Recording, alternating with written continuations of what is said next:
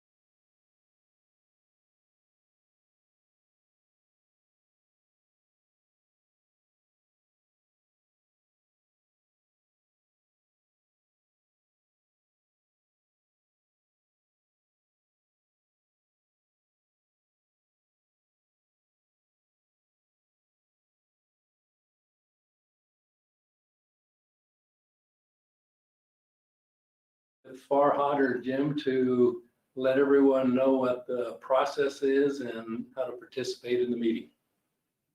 Sure, I'll be happy to, Mr. Chair and members of the committee. So by now, everybody's been using a lot of different platforms, and we've chosen to use a webinar platform, which is seems to be a lot more convenient, especially for public meetings and compliance with open meeting laws. So all committee members obviously have access, and they have a unique link to connect to the meeting. We also have live streaming on Facebook. I'm sorry, not on Facebook, on YouTube. So the public is able to watch, and the meeting is being recorded, obviously, in compliance with open meeting laws. And we hope that we're going to be able to have a very productive meeting, even though it is virtual. The only ask we have is that to please make sure that your device is on mute during the meeting, only during a call for a vote or after a presentation. Obviously, if you would like to speak, please unmute your own device, state your name, and then once the chair recognizes you, then please proceed and participate in the conversation. Again, everybody's been doing a lot of these virtual meetings lately, so we hope to be able to be very productive. But if there is any technical issues, or if there's any concerns with connecting, please let one of the staff members know, and we'll be happy to assist you with technical challenges as well. Mr. Chair, at your pleasure, we can move on. Yes, let's move on. Next item of business. In the next item is approval of January 15, 2020 minutes. In the summary, do we have any issues or concerns on the minutes? If not, do we have a motion to approve? So moved, Diana Alarcon. I'll second, Mary. Okay, there's a motion and a second. Any objections? No objections being heard, the minutes are approved. Next item, please. Chair, we will be reviewing as the third item on the agenda the RTA fiscal year 2021 budget. As you know, annually we have an obligation to adopt a budget for the RTA. We did so at the May RTA board meeting. The assumptions that we made with the budget this year, as you all know, it's a challenging year in light of the pandemic and the uncertainty associated with revenues primarily. For the budget that we adopted, we made the assumption that we would receive transaction privilege taxes at a rate 15% less than we had previously had estimated by the Eller College of Management. This amounts to about $77 million is the revenue budget that we had seen or had used. We assumed that grants and MOE for transit would remain level, although there may be some variation in sources. We predicted our miscellaneous investment in income based upon our current balances and our anticipated drawdown. And for project costs, we used the costs that were identified in the currently adopted Transportation Improvement Program for fiscal year 21. What this amounts to is a budget in the amount of $97.6 million, distributed as you see on the table for you. Most of the largest budgetary item is the roadway element, with debt service being right behind it. Transit also is an ongoing cost, estimated at $27.2 million, and that's inclusive of pass-through costs that we cover with maintenance of effort. And with that, Mr. Chair, the next steps that we have, we are in the process of working with jurisdictional staffs on identifying rollovers of unexpended funding from the fiscal 20 budget. That amount is substantial, and we will be presenting an amended budget to the RTA board in September. We also will be taking forward a series of TIP amendments. Some of the projects that we have basically accumulated a fair amount of funding, and in light of the budgetary constraints, we may be looking at multi-year rules where we have more funding than we can possibly consume on a project in a particular year. We may push it out beyond just simply rolling it into the next year budget, but that would be handled by TIP amendment, and that would be reflected in the budget that we present. And with that, Mr. Chair, that completes my report, and we'll be happy to answer any questions. Are there any questions of Mr. Darude? And Mr. Darude, do you need any motion from us to approve or recommend the budget to the RTA board? Mr. Chair, this is an information-only item. We need no action. Okay, thank you. Any questions?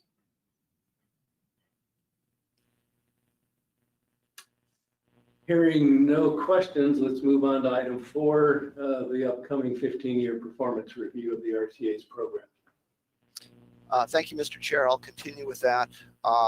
The state legislature, or as part of the statutes that established the RTA, is a statutory requirement that we go through a performance audit at the 10th anniversary of the RTA plan implementation, and then every 5 years thereafter. We stood to have this. Our first performance audit was conducted back in 2017, and right now the state of Arizona is in the process of going out for an RFP to select an audit firm to perform our next one. This is being done in conjunction with Maricopa County. Maricopa County's performance audit is actually a year ahead of ours, but they're selecting the firm right now at this time, and that's why we're bringing this before you. The next audit will be started after the conclusion of this current fiscal year. What I'd like to do is review all the points of the last audit. I know I've presented this to you in the past, but for those unfamiliar with it, got some new members. The RTA plan was fairly well received and reviewed by the auditors. These are the comments that we received from the audit team. The one thing that was noted was that at the time that we developed the RTA plan, we really weren't using performance measures. At the time, if you will, the performance measure was really deliver what we promised. As you recall, that was really the main message that we had at the time, and it was prior to the federal requirements being brought forward for performance measuring.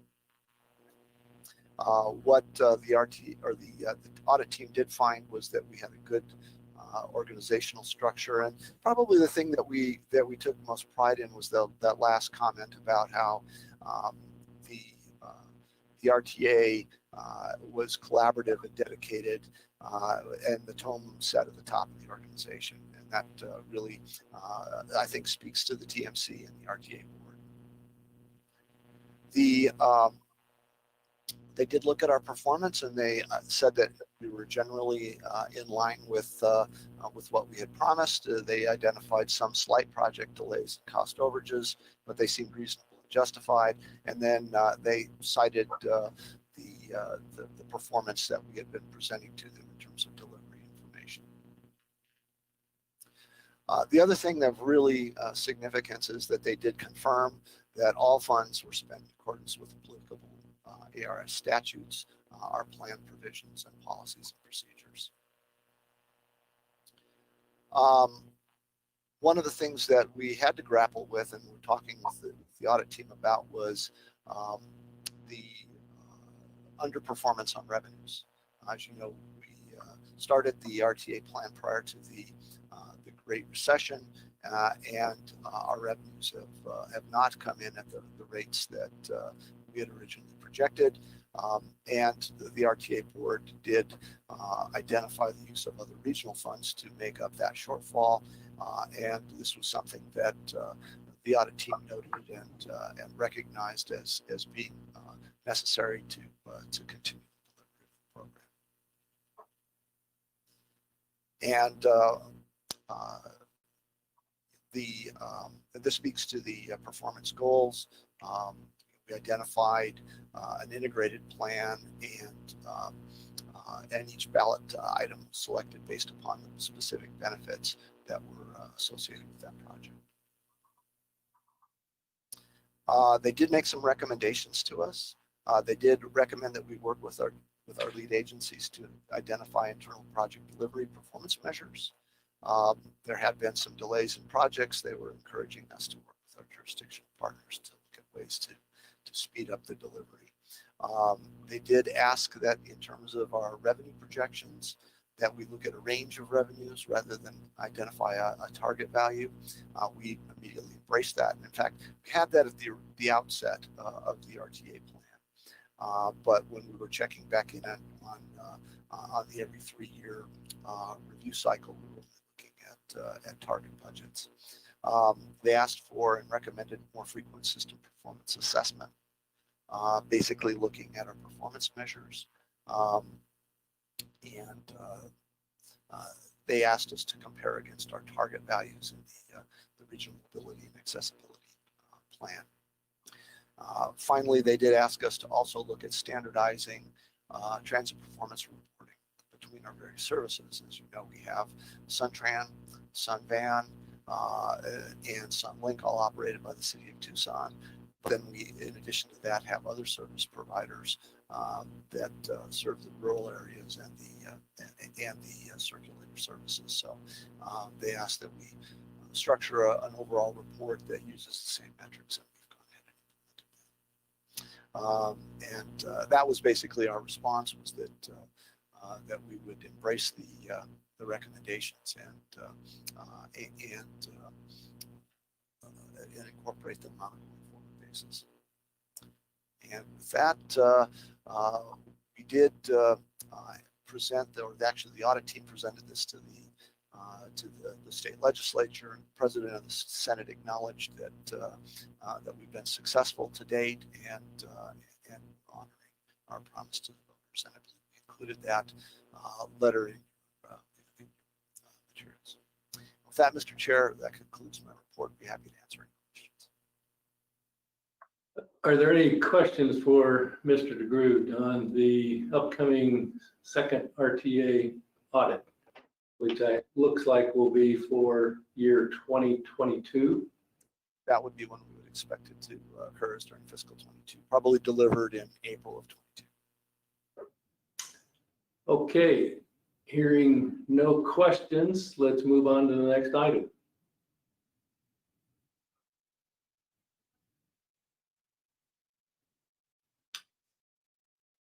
Next item is the RTA plan development and process overview. I don't know whether that's going to be Farhad or Jim. Mr. Chair, Paki Rico is gonna present. She's been actively working with the CAC, and we're pleased to have a couple of the CAC officers as well. So if you have any questions for them following Paki's presentation, I'll be happy to answer any questions you have. Okay, thank you. Paki, please proceed. Good morning, Mr. Chair and TMC members. Today's presentation will be an overview and update on the RTA Next Plan development process. Most of you are familiar with our process illustration. And just to recap, we're developing a new plan because of the current plan and excise tax will be expiring in July of 2026. That's only 6 years away. So for this reason, the RTA board established a 35-member Citizens Advisory Committee, known as the CAC, to develop the new draft Regional Transportation Authority Plan and a fiscal constrained budget. Both of these will require voter approval prior to the expiration of the current plan and tax. As you all know, the 9-member RTA board will be adopting the final plan and selecting an election date.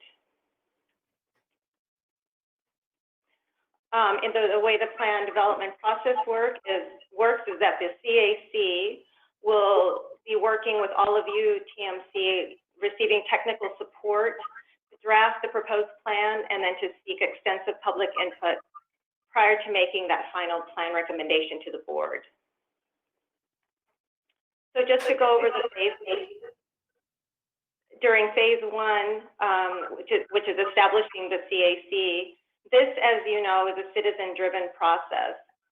The CAC is the only committee delegated by the RTA board to develop a plan. The Citizen Advisory Committee started meeting back in 2018 when the CAC was formed, and they began to meet quarterly. During this time, they identified priorities of what the plan should have. In 2019, the CAC started meeting bi-monthly and adopted what was called the framework or the guiding principles after getting feedback from designated representatives from the jurisdictions across the region. And then this year in 2020, CAC has begun to meet monthly. They've received the feedback on guiding principle survey that we had last year, and they are starting to review the submitted projects. They will begin next month on August 10th. The second phase of the plan is establishing the plan priorities. This is the phase that we are now in. Again, the CAC has established the goals, and we've engaged the public to confirm those goals, and that was through that survey that you all saw at the end of last year, where we received feedback from the public on those guiding principles. The CAC will now move forward to identify plan elements, and then we'll collaborate with all of you TMC members to prioritize those plan elements. As we move into phase 3, please keep in mind that phases 2 and 3 will be iterative processes. So we'll be going back and forth between the two. You, the TMC, will support the CAC to prioritize projects, develop a fiscally constrained draft plan, and have extensive opportunity for public input throughout this whole development process. The TMC members will then develop the detailed cost estimate and project scopes. As we move into phase 4, the public input plan refinement phase, please keep in mind that public involvement occurs throughout every phase of this process. But during this particular phase, the draft plan will be presented to the public for feedback. Will then be reconciled with that public feedback, and then the cost estimates and project scopes will be finalized. As we move into the plan review process, this is where we get our endorsement by member jurisdictions and all the stakeholders. The CAC will make recommendations to the RTA board, and then a final plan will be approved by the board. And then the final phase is the call for election. The board will ask the Pima County Board of Supervisors to call the election. A ballot measure will then be developed, and then information and materials will be prepared. And with that, this concludes my presentation on the RTA Next Plan development process, and I'll take any questions if you have any. Okay, thank you. Are there any questions for Hockey from members of the Technical and Management Committee? Chuck, this is Bill Carroll. Go ahead, Bill. I'm just curious as to what the response was to the survey that was put out. The survey that we did last fall, Yes. what it did is it pretty much confirmed all of the guiding principles that the CAC had developed. So most of the responses varied from agree to strongly agree. Again, And we Bill Carroll, do have those results posted, by the way. was the response strong? I mean, did you get good numbers? We did. We received over, I believe the number was over 3,100 responses throughout the region.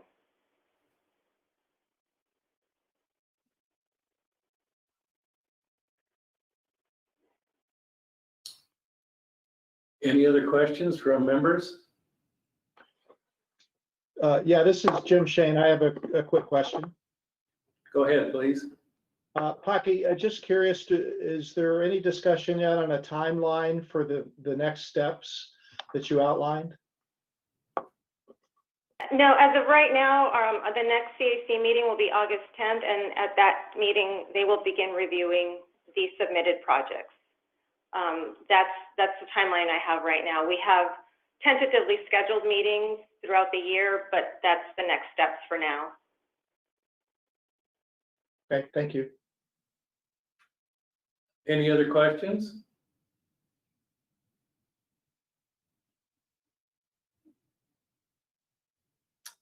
Not hearing any other questions. Thank you, Pocky. We appreciate it. Thank you. Item number 6 is the RTA Next revenue projection. I assume, Mr. DeGrood, you'll handle this item? Yes, Mr. Chair, I will take us forward on that item. In terms of, I'll give you a review of how we do our revenue estimates. We, on a 2 to 3 year basis, go to the Eller College Businesses or at Eller College of Management Economic and Business Research Center. That's basically George Hammond and his team, and they do an update of our revenue forecast every 2 to 3 years. It's a long range forecast. It looks out 30 years. We go beyond the termination of the RTA Next even at this point. And it is done really as a part of an overall regional modeling effort. Modeling that occurs for the state of Arizona, the Phoenix Metro, Tucson Metro areas are all modeled at the same time and are taken in the context of national trends as well. When the Economic Business Research Center develops their equations for our revenue, what they look at primarily is the taxable sales within a number of industry areas. You see those industry areas listed below. You know, as we all might expect, the single largest is the retail, but each one of these items represents 2% or more of our total income.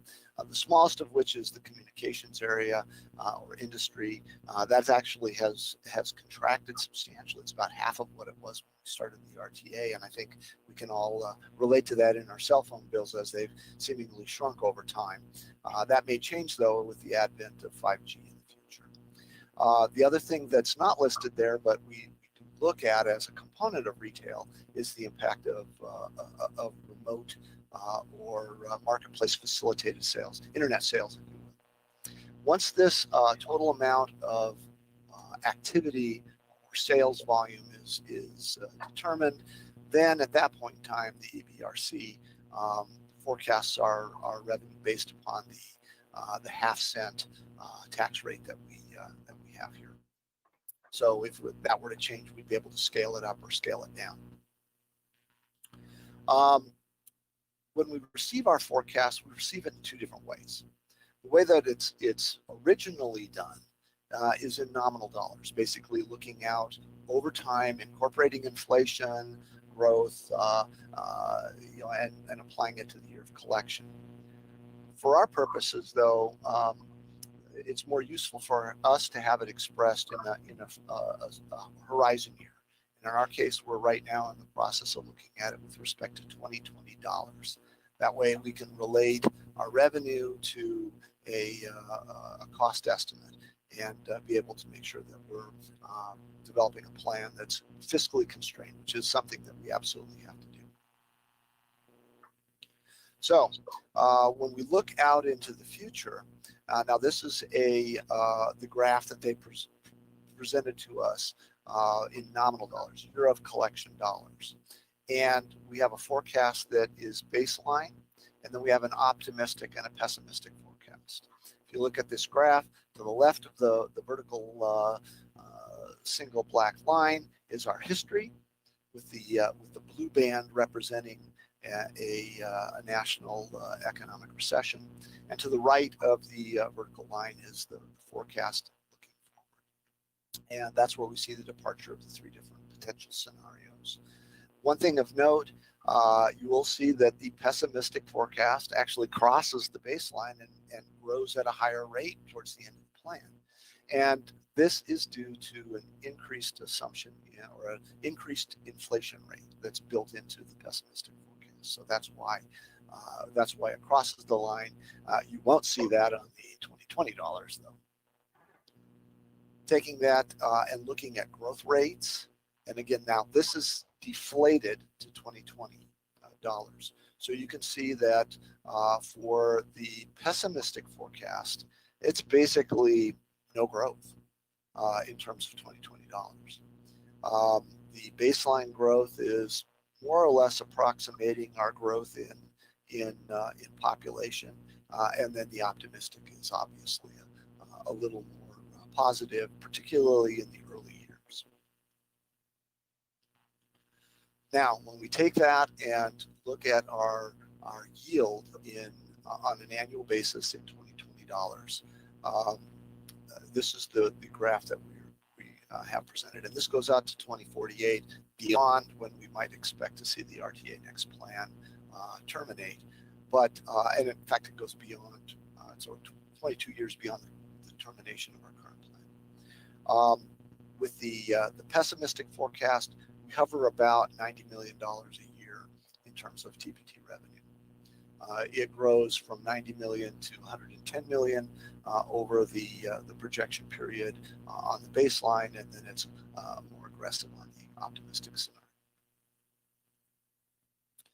So some things that are incorporated into the forecast findings. Basically, probably the most significant of which is how our economy is changing. A lot of it has to do with our aging population and a move away from consumption and more towards services. I think that's happening throughout our economy and all age groups, but it's more pronounced as people age, and our population is aging in Pima County, and that will reflect a greater shift towards services than you might see on a national basis. The population growth is estimated about 0.7% per year. And again, as you saw in the graphs, we start out at about $90 million a year in revenue, and it varies depending upon the level of optimism in the forecast, with the baseline growing to about $102 million a year by 2040. Our next steps, we will be doing another revenue estimate. Obviously, all of the information that I've shown you, it was produced last year prior to the pandemic. So we know that's going to have an impact. We don't know how much it is. It's going to be a while before we really can make a reasonable forecast. We'll have to have some data behind to see how things are continuing to proceed and what is the new normal beginning to shape up like. And we will probably do a forecast towards the end of this year or the beginning of 2021. And that will be a forecast that we'll then present to the RTA board. And it'll be up to the RTA board to decide what level of, or what that target value would be. But based upon the current numbers, or the numbers we had based on last year's forecast, if we were to look at a pessimistic 20-year outlook, we might be looking at about $1.8 billion of revenue over a 20-year period. The more optimistic forecast would be closer to $2.1 billion. So that's kind of the bracket in which we're looking at probably seeing our forecast coming in. And with that, Mr. Chair, that concludes my presentation. Again, the challenge will be up to you all to come up with a plan that then meets the forecast values. So with that, Mr. Chair, I'd be happy to answer your questions. Any questions for Mr. DeGrood? Hearing no questions, let's move on to item 7, the review and discussion on the RTA next proposed corridor improvement projects and framework.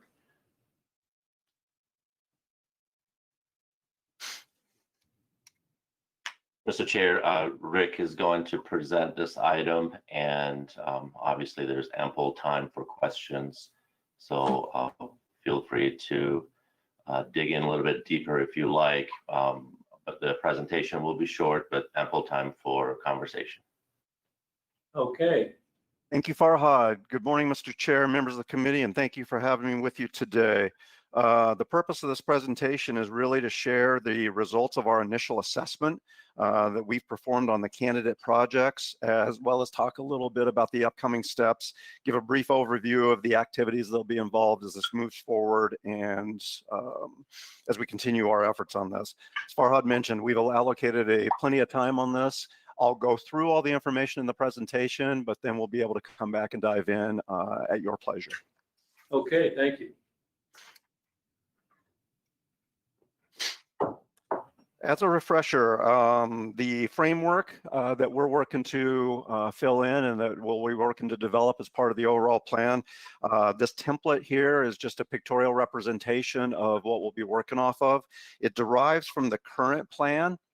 So that's why it obviously looks familiar, and several of you have seen this and been deeply involved with it. As a reminder, the focus at this time is on the individual named projects. The remaining elements of whatever makeup those are going to be, those are often referred to as the categoricals, if you hear them called that. Those are still to be coming, and those will be developed later on as we get into our efforts a little further.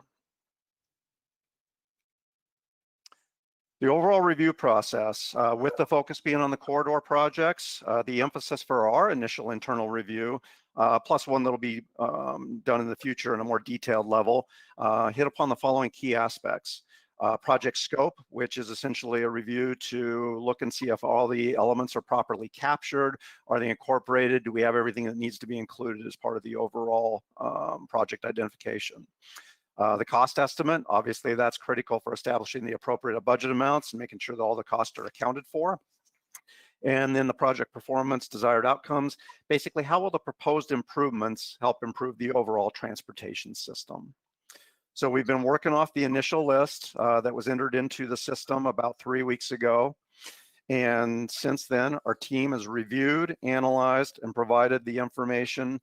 2 major projects. One was the table summary, as well as the detailed breakout, and then the assessment report. And those were all included in the packets that were mailed to you last week. I will use the next couple slides to go through and share some of the key highlights that jumped out to us that we wanted to bring to your attention. But as you've heard mentioned, we have reserved a significant amount of time. We can do a deeper dive into any of the specific projects, discussion items, or additional questions you may have. So first and foremost is the financial summary table. A couple of key items that I wanted to share with you and bring to your attention.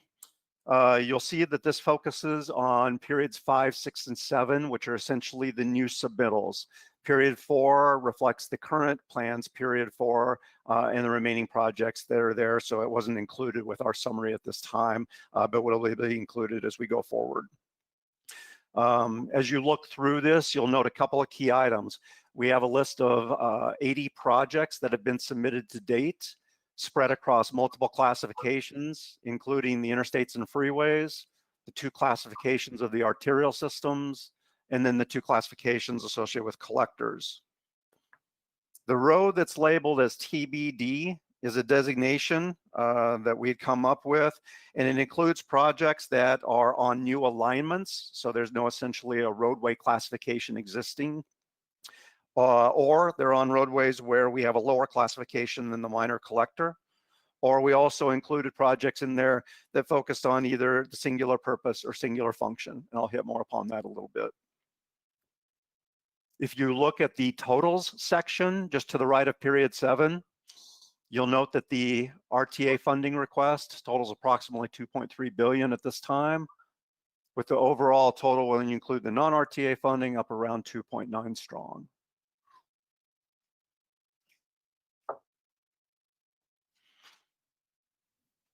Specific to the individual project assessments, as I mentioned, this information was included in your packet, but wanted to highlight 3 of the major categories that kind of jumped out to us. The missing, incomplete, or overlapping segments. We identified 11 projects that essentially may be limited by jurisdictional boundaries, and there may be a more appropriate tie-in to a more functional or more logical endpoint or cross-street corridor element. We also caught and noted 2 projects that have overlap and duplication. As we looked also, we saw that there were 13 projects that included missing or incomplete information or were just simply mislabeled. This was most commonly associated with the number of lanes. So the overall projects made sense, but there may have been a little confusion with the lane designation associated with that. And lastly, we caught that there were 5 projects that appear to be focused on addressing just a single purpose or a single function. So for instance, either just pedestrian or possibly a streetcar element or just drainage. The overall approach, you heard Pocky talk about it quite a bit. You heard Jim mention it as well. But as a reminder, this is the beginning of our back and forth effort that's going to take place between the TMC and the CAC. So our upcoming steps for just the next little bit is, first and foremost, the jurisdictions will have the opportunity to refine and revise the information based on the TMC input. As Pocky mentioned, the same project information is going to be presented to the CAC coming up at the August 10th meeting. Jurisdictions may have the opportunity then to refine the project information based on any input, feedback, or discussion that comes from the CAC as well. The TMC will then finalize the recommended list of candidate projects and provide that to the CAC. At that point in time, the PAG technical team will do the deeper dive, and we'll get into further evaluation, detailed cost estimates, a further additional review and more enhanced review of the scope items, and then a possible evaluation of performance. I say possible because the current plan was really geared on outputs. And you heard Jim talk about that that's one of the focuses on the performance aspects of it, but the current plan kind of was on the numbers. How many miles of roadway, how many intersections were improved, how many new bus stops were added. We're going to be trying to assess if we can predict into more of the outcomes, such as what will be the reduction in travel time or the possible reduction in accidents. We want to make sure that that information could be useful, derived, and is reliable. Lastly, the CAC and TMC will prioritize the projects to develop a fiscally constrained draft plan. As Pocky alluded to, and as I'll emphasize here, all these steps are not tied to a specific schedule or a time frame, and the process will adjust to incorporate the public input and feedback, as well as changes to the candidate project list, either through revisions or the additions that we know are still to come. With that, Mr. Chair, members of the committee, myself, Josh Pope is our technical manager that's been responsible for the development of the application for the portal, where all the information was entered in, and the 2 of us are available to answer any questions you may have on the topics we presented, or if there's any specific discussion on any of the projects, we can aid with that as well. Anyone have any questions or comments for Rick? Mr. Chairman, Yes, this is John Bernal. go ahead, John. Just a general one on the cost summary or the general project total summary. There's 3 periods shown. Are we defining periods in RTA next in the same manner as we did in the original RTA? In 5-year increments, John, is that what you're referring to? Yes, yes. That's the intent, is they would represent the same 5-year setups. And there's only 15 years then anticipated? We in have this not first pass? included, we did not include the period 4, which would represent the 4th final year period. This represented just the new additions. Period 4, when it complete or when it's captured and added to it, will be the current period 4, but it'll give the full 20-year time frame. Okay, thank you. Any other questions? This is Jamshid. Can I have a question here? Yes, Jamshid. On that on the cost totals, where you have the column for all period totals, what is the source for the non-RTA funding? The non-RTA funding primarily was associated with the projects that were submitted by the state and included, I think, federal funding, state funding. So those were the primary ones that were included as non-RTA, and they applied to the ADOT submitted projects. So would those possibly include federal funding? They did for those projects where that was identified. If a submitted project didn't include any additional outside funding sources, we didn't capture it at this time. I see, thank you. And another quick question, the revision that the jurisdictions will provide back to you, to RTA staff, is that to be done prior to the CAC meeting of August 10th? No, our intent right now is to do that simultaneously. So we're working on the material and information for the presentation to the CAC, but those can occur in parallel fashion. And we'll be following up with the jurisdictions then to be able to have those discussions about whatever revisions are desired. I see.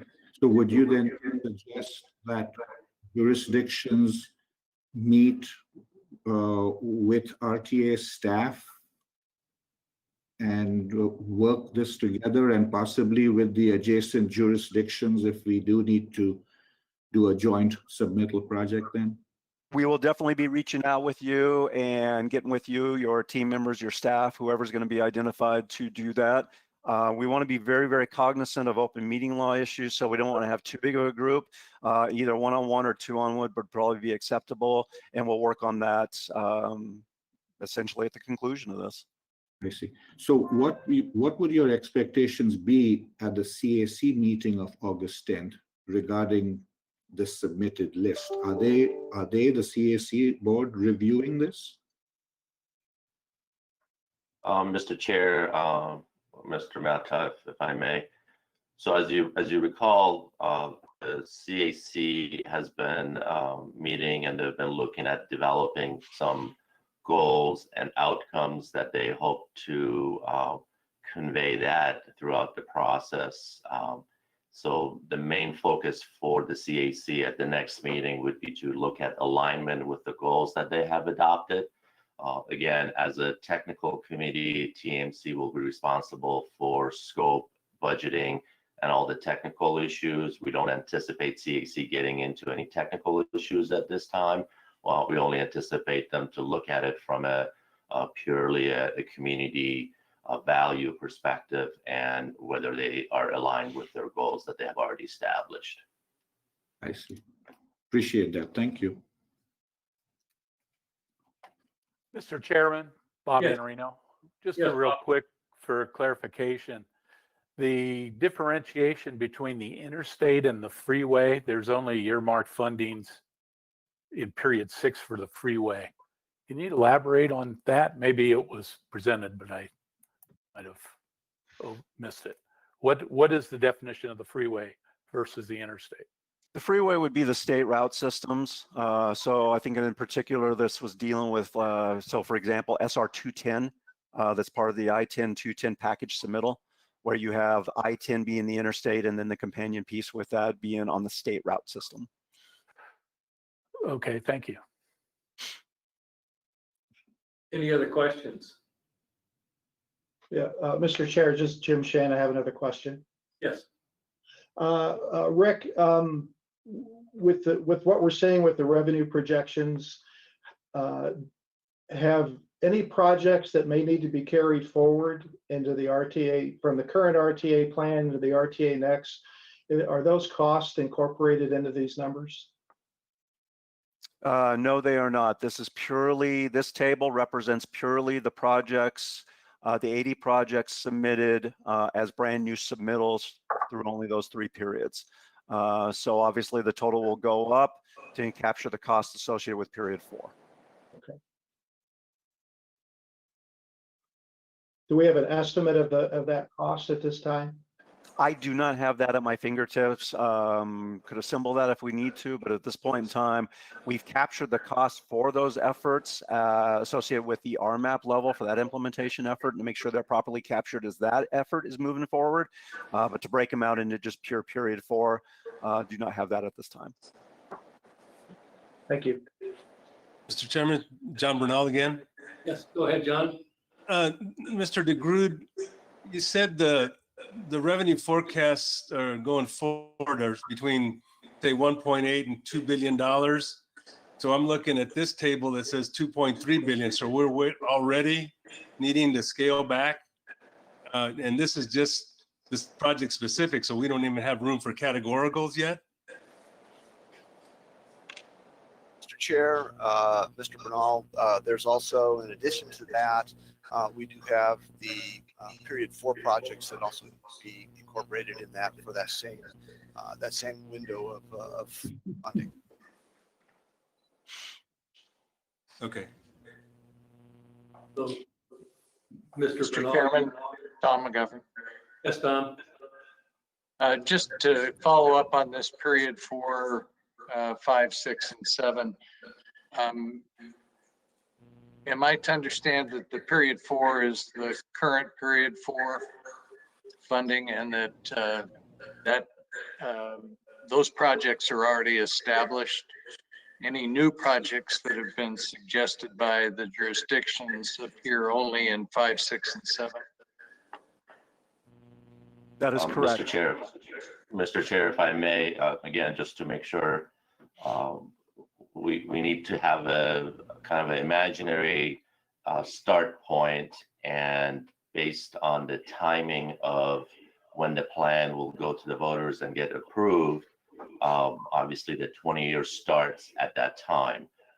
Given the assumption that currently the 4th period is with fiscal year 21 through 26, obviously that isn't a currently approved voter plan. We're not looking at that section of the period 4 at this time. We're only looking at any new projects beyond 2027. Obviously, given when we go to the public for a final ask, the timeline will have to shift, and it'll be fixed in time once we know when we actually go for an election. Mr. Chair, sorry. I'm sorry, just to follow up, I think the question is going to be, are we using new funds to pay for the old projects? And that'll be a message that I think is going to be, critical to the voting public. Yeah, Mr. Chair, Mr. McGovern. So that revenue does not change. The revenue is a given revenue for a given, obviously, fiscal year. So regardless of when the new plan starts, then the revenue starts with the new plan at that time. So the assumption at this point, the assumption is if the new revenue starts in 27, then period 5 and new project starts in 27 as well. Thank you. I heard someone else. Mr. Chair, Diana Alarcon, just another point of clarification, because if we're going to roll period 4 into RTA next, I guess my question was, would there be an opportunity to review the projects that are in the current plan with the community through the voters about reviewing and maybe even making changes to it, given that that vote was taken over 20 years ago? Would there be that opportunity to do that as part of this process? Mr. Chair, I'll go ahead and I'll go ahead and attempt to answer that. So again, it is a voter approved plan. Obviously, the RTA board as the governing body will have to make that decision. We do not anticipate any recommendations to make any changes to period 4. We've made a promise to the public, and as you saw earlier in the presentation, we are obligated under that promise, and the oversight that comes from our CART committee as well as the state, they will not take that lightly. The decision has been approved by the voters, and I'm not sure if we're in a position to recommend any changes.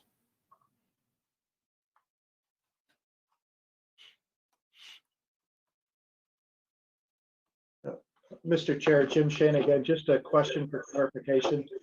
The current project list and the current cost estimates do not include the city's projects as of yet. Is that correct? Yep. Correct. Okay, thank you. That goes back to, and Mr. Chair, Mr. Shane, to add to, or to follow up on that, that goes back to the steps that we've laid out for moving forward. They're meant to be nimble, they're meant to be flexible, and they're meant to be able to adjust, because we know there's still probably either going to be project revisions to the 80 that have been submitted, and we also still know there's more coming.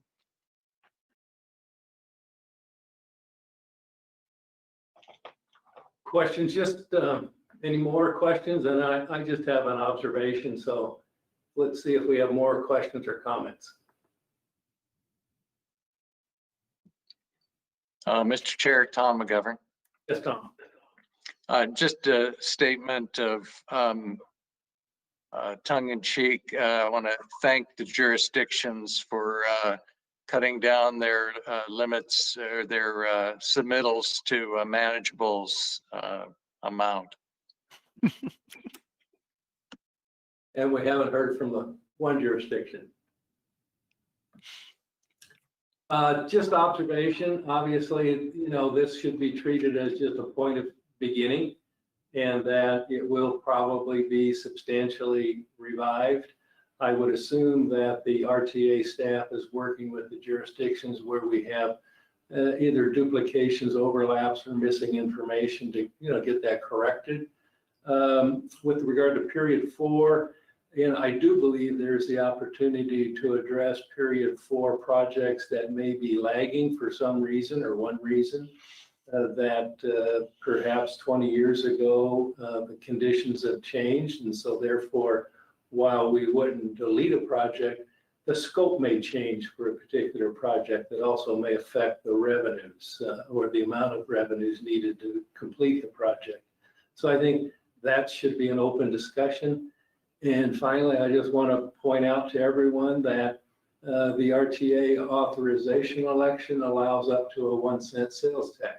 And so obviously, if we have now without one jurisdiction, $2.3 billion in requests just for one category, and revenues projected to be maybe between 1.8 and 2.1 or 2.3, it's time to consider all the options.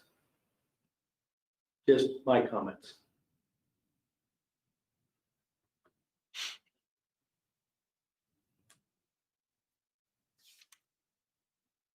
Okay, doesn't sound like there's any action needed on this item other than to acknowledge it. It'll be an iterative process going back and forth between the jurisdictions, the CAC, and the TMC, and obviously our two liaison members to the CAC have their work cut out for them.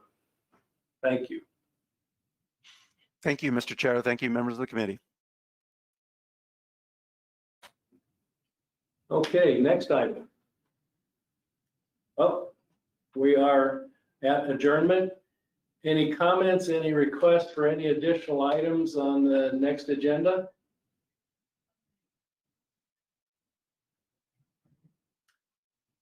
Hearing none, is there a motion to adjourn?